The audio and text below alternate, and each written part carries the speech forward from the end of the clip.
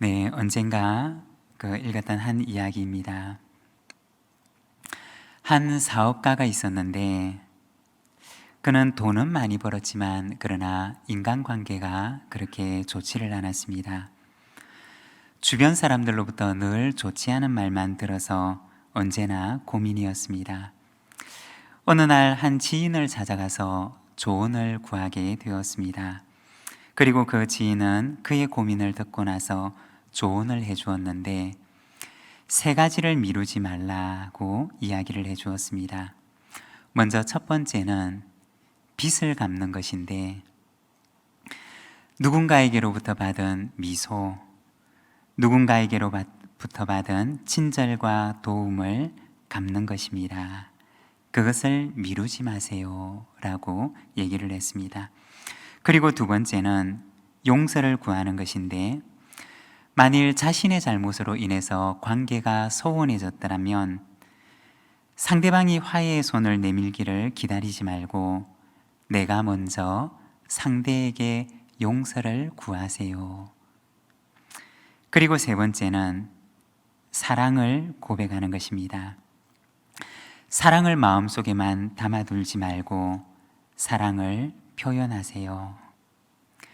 이 세 가지를 미루지 마세요 라고 조언을 해주었다고 합니다. 그리고 그 사업가는 친구의 조언을 따라서 그동안 하지 못했던 일들을 하나씩 실천하게 되었는데 정말 관계들이 회복되는 것을 경험하게 되었다고 합니다.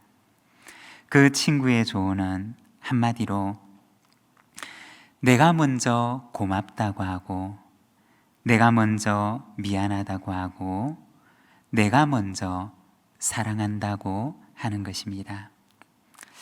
사랑하는 여러분, 우리의 주변에 있는 가족들에게 그리고 우리의 주변에 있는 내 친구 그리고 이웃들에게 내가 먼저 고맙다, 미안하다, 사랑한다 라고 고백하며 살아가시기를 바랍니다.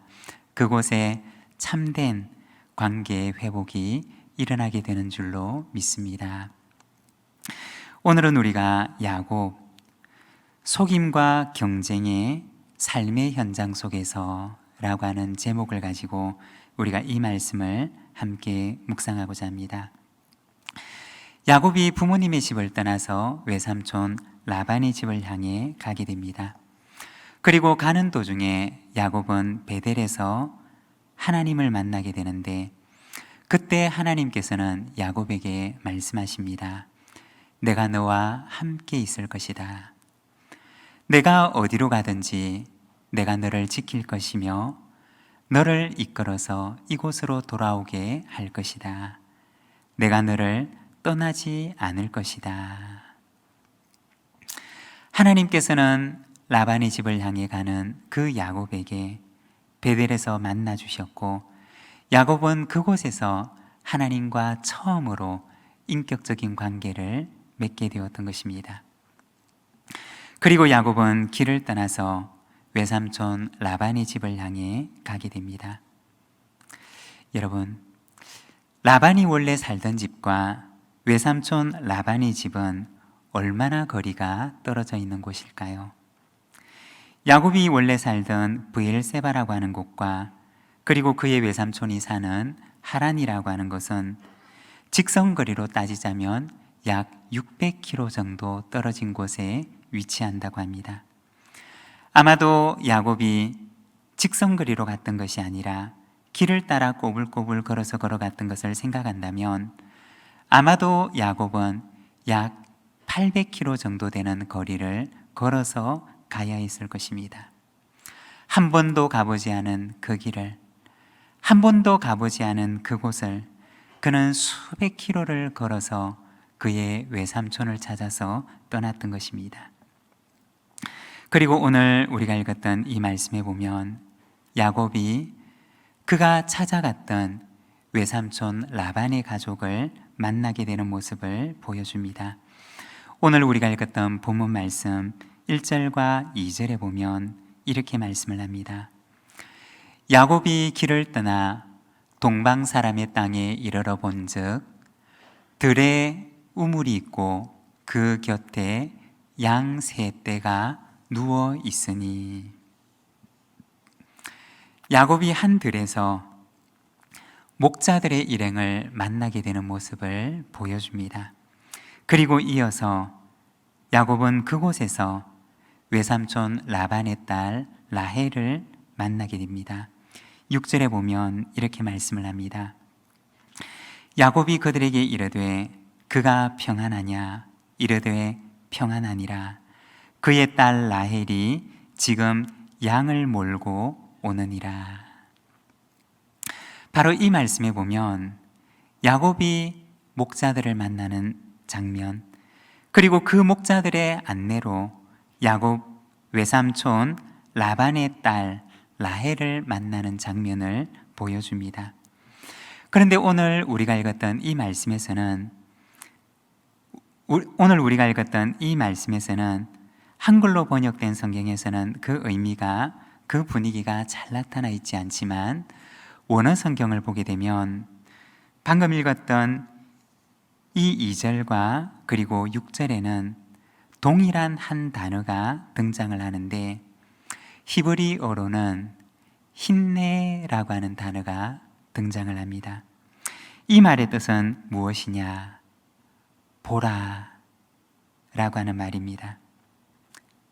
우리가 성경을 보게 되면 힘내, 다시 말해서 보라 라고 하는 이 단어가 나올 때는 굉장히 극적인 순간에, 그리고 아주 기가 막힌 타이밍에 저것 좀 봐라, 저것 좀 보십시오 라고 하는 그러한 감탄의 의미를 담아서 이 힘내, 보라고 하는 이 단어를 사용하는 것입니다. 오늘 우리가 읽었던 이 본문에서는 우리 한글 성경에서는 잘 나타나 있지 않지만, 그러나 원어 성경에 보면 2절에서 야곱이 목자들을 만날 때에도, 그리고 그 목자들이 안내를 할 때 보라, 라반의 딸 라헬이 지금 양을 몰고 오지 않느냐라고 얘기를 할 때 바로 이 힘내라고 하는 단어를 사용하고 있다는 것입니다. 이 말은 하나님의 섭리적인 시간, 하나님의 섭리적인 사건에 대한 놀라움, 보라 얼마나 놀라운가 라고 하는 그러한 감탄을 담아내는 단어가 바로 이 말이었던 것입니다. 야곱은 한 번도 가보지 않은 길을 걸어서 800km나 떨어져 있는 그 먼 길을 걸어 하란 땅에 도착을 하게 됩니다.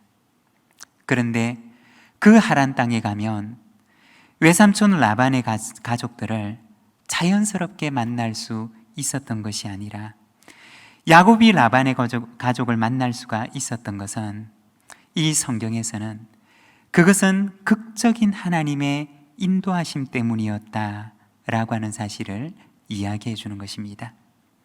너무나 자연스러운 일이 아니라 하나님의 극적인 인도하심이 야곱의 손을 이끌어 그의 외삼촌 라반의 가족을 만나게 해주셨던 것이고, 그리고 오늘 우리가 읽었던 이 본문 말씀 바로 앞에 있는 베델에서 하나님께서 야곱에게 말씀하셨던 것처럼 내가 어디로 가든지 내가 너와 함께 있을 것이다 라고 하는 그 말씀을 야곱에게 이루어 주었던 사건이었던 것입니다. 사랑하는 여러분, 오늘 우리가 읽었던 이 본문의 말씀은 야곱의 그 극적인 만남, 야곱의 손을 이끄시는 하나님의 섭리의 손길을 보여주는 말씀인 것입니다. 여러분, 하나님의 그 섭리의 손길이 야곱에게만 함께 하셨을까요? 하나님의 그 섭리의 손길은 야곱뿐만 아니라 먼 시간을 건너 오늘 지금 우리와도 여전히 함께 하시는 줄로 믿습니다. 우리의 인생의 긴 여정에도 때로는 야곱처럼 들에서 돌베개를 베고 자는 것과 같은 외로운 순간들도 있을 것입니다. 그리고 수백 킬로를 걸어서 내일을 알 수 없는 막막한 여행길에 오른 것처럼 여겨지는 순간도 있을 것입니다. 그렇지만 그 순간에도 하나님의 손은 나를 놓지 아니하시고 내가 어디로 가든지 야곱과 함께 하였던 것처럼 오늘 우리와도 함께 하시는 것입니다. 사랑하는 여러분, 하나님의 그 놀라운 섭리의 손길이, 하나님의 그 놀라운 섭리가 오늘 우리와도 함께 하시는 줄로 믿습니다. 야곱이 라헬을 만나고 그리고 그 라헬의 이야기를 듣고서 외삼촌 라반이 급히 야곱에게로 달려옵니다. 야곱과 라반의 만남을 오늘 우리가 읽었던 이 본문 말씀에서는 보여주고 있는데, 여러분, 부모님의 집을 떠나서 야곱이 마주했던 그 세상은 어떠한 세상이었을까요? 야곱이 마주했던 그의 삶의 현장은 과연 어떠한 곳이었을까요? 오늘은 우리가 이 말씀을 통해서 야곱이 마주했던 세상, 야곱이 마주했던 그의 삶의 현장의 모습을 우리가 잠시 말씀을 통해서 함께 바라보고자 합니다. 그가 마주했던 삶의 현장은 어떤 곳이었느냐? 먼저 첫 번째로 이익의 삶의 현장이었다는 것입니다. 12절에서 14절까지 말씀을 보면 이렇게 말씀을 합니다. 그에게 자기가 그의 아버지의 생질이요 리브가의 아들됨을 말하였더니 라헬이 달려가서 그 아버지에게 알림해 라반이 그의 생질 야곱의 소식을 듣고 달려와서 그를 영접하여 안고 입맞추며 자기 집으로 인도하여 드리니 야곱이 자기의 모든 일을 라반에게 말하매 라반이 이르되 너는 참으로 내 혈육이로다 하였더라. 야곱이 한 달을 그와 함께 거주하더니. 여기 이 말씀에 보게 되면 야곱과 라반의 극적인 상봉을 보여줍니다. 라반은 그의 딸의 이야기를 듣고서 급히 가서 야곱을 맞이하게 됩니다. 그리고 야곱의 이야기를 다 듣고 나서 하는 말이 너는 참으로 내 혈육이구나 라고 이야기를 합니다. 대단히 감격적이고 대단히 극적인 만남이 이루어졌던 것입니다. 그런데 오늘 우리가 읽었던 이 말씀에 보면 우리가 겉으로 볼 때는 라반이 야곱을 대단히 환대하는 것처럼 보입니다. 그렇지만 라반의 이야기를 우리가 전체적으로 보게 된다면 바로 이 순간에 라반의 환대가 진심이었을까라고 물을 수가 있습니다. 그런데 성경을 연구하는 학자들은 그것은 이 라반의 환대는 그의 진심이 아니었을 것이다 라고 이야기를 합니다. 아마도 라반은 급하게 야곱을 만나러 뛰어나가지만 그러나 혈혈단신 빈손의 몸으로 찾아온 야곱의 모습을 보고서 아마도 그는 대단히 실망했을 것이다 라고 이야기를 합니다. 왜 그러냐? 우리가 라반의 그 과거를 시간을 따라서 올라가 보면 과거에 라반의 누이였던 리브가를 데리러 왔을 때 아브라함은 그의 종을 통해서 엄청난 선물을 가지고 왔던 것입니다. 아마도 그의 딸 라헬의 이야기를 들었을 때 라반은 그 지난날의 과거를 생각했을 것입니다. 그리고 그때처럼 어쩌면 큰 선물을 가지고 온 그의 조카의 일행을 생각했을 것입니다. 그는 큰 기대감을 가지고 어쩌면 야곱을 만나러 나갔는지도 모릅니다. 그러나 그가 마주했던 야곱은 어떤 모습이었느냐? 아무것도 가지지 않는 빈손으로 그에게 찾아왔던 것입니다. 야곱의 이야기를 들어보니 그의 누이의 아들이 맞기는 했던 것입니다. 그래서 야곱의 이야기를 다 듣고 나서 말하기를 너는 참으로 내 혈육이구나 라고 얘기를 합니다. 이 말의 실제 의미는 그래, 맞기는 맞구나. 너가 거짓말하는 것이 아니고 네가 내 조카가 맞기는 맞구나 라고 하는 실망의 의미였을 것입니다. 라반에게 있어서 야곱은 어떤 존재였느냐? 사랑의 존재가 아니라 이익의 존재였던 것입니다. 내가 사랑하고 내가 감싸 주어야 할 그러한 존재가 아니라 나에게 혹시 어떤 이익을 가져다 주지는 않을까라고 하는 이익의 존재였던 것입니다. 사랑하는 여러분, 우리는 사람을 대할 때 혹시 어떻게 대하십니까? 내가 누군가를 대하게 될 때 그를 사랑해야 하는 대상으로 알고 그를 대하십니까? 아니면 그가 내게 무슨 이득이 되지는 않을까 하는 마음을 가지고 사람을 대하십니까? 여러분, 사람은 이익의 대상이 아니라 사랑의 대상이라는 것입니다. 그것이 바로 하나님께서 원래 만드셨던 처음의 관계라는 것입니다. 아담과 하와는 처음에 서로가 이익의 관계가 아니라 서로의 부족함을 감싸주는 사랑의 관계였던 것입니다. 사랑하는 여러분, 복음의 빛이 우리의 삶의 연장을 비추고 복음의 빛이 우리의 모든 관계를 다시 비추기를 소망합니다.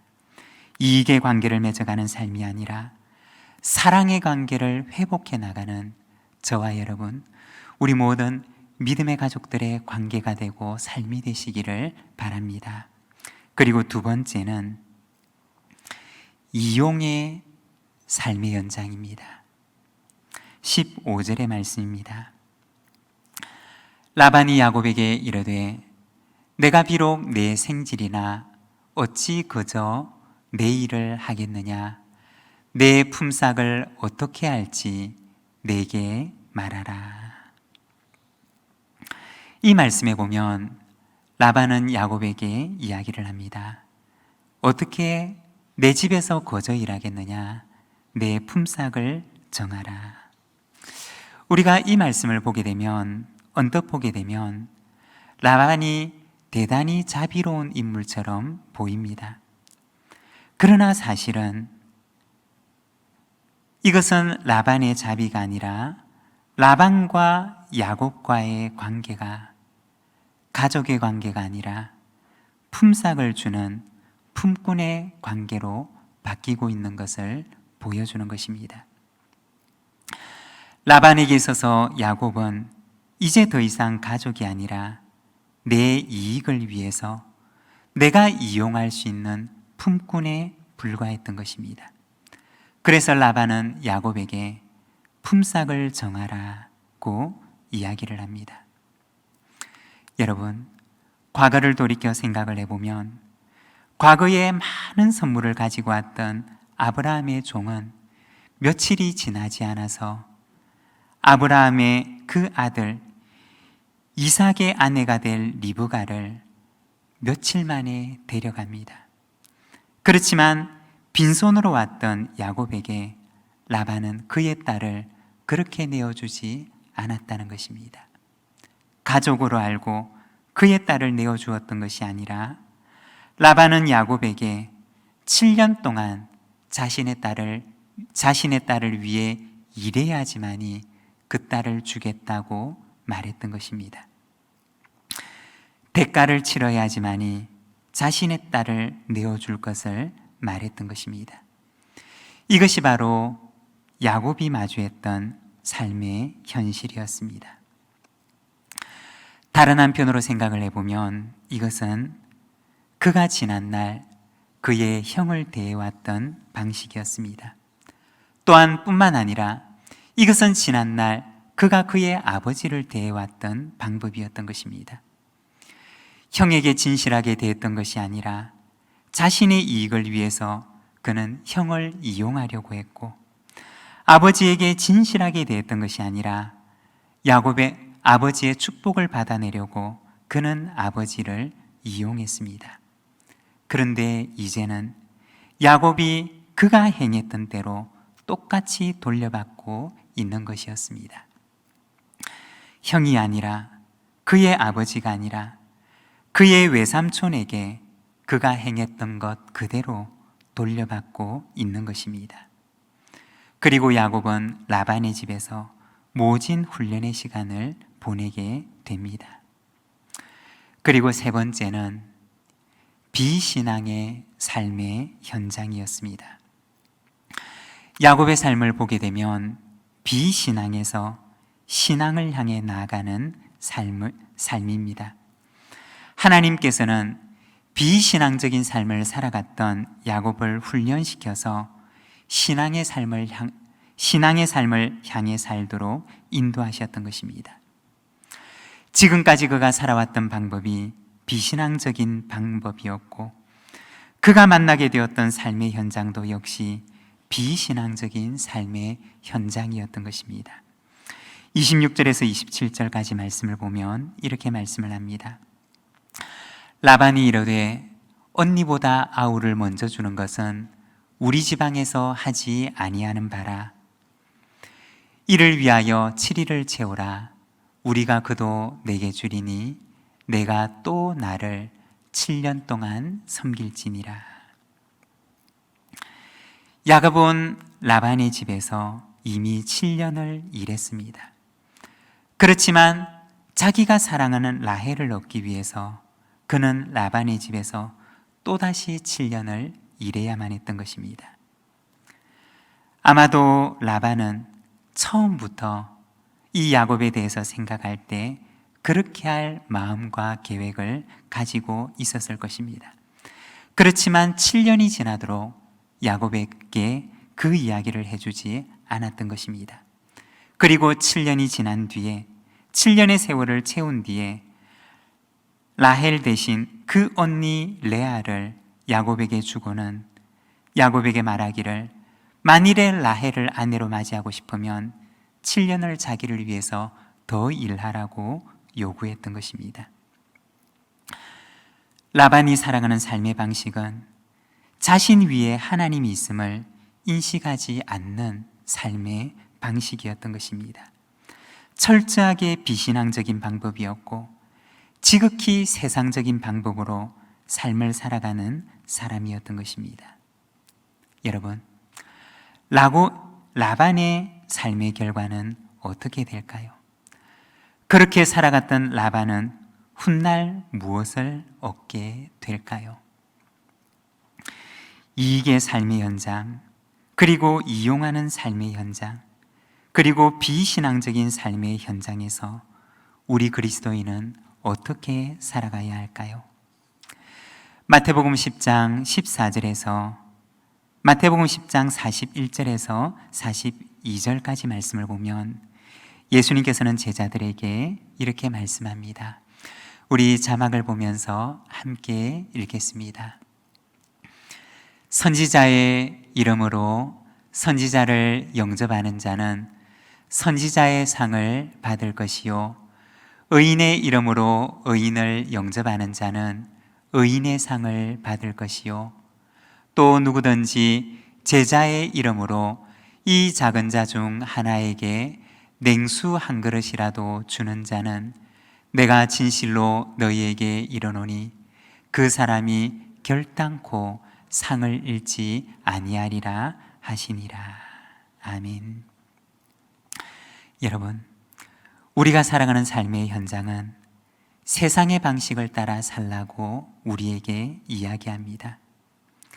이익의 방식으로 사람들을 이용하면서 비신앙적인 방법으로 세상의 방식대로 살라고 이야기를 합니다.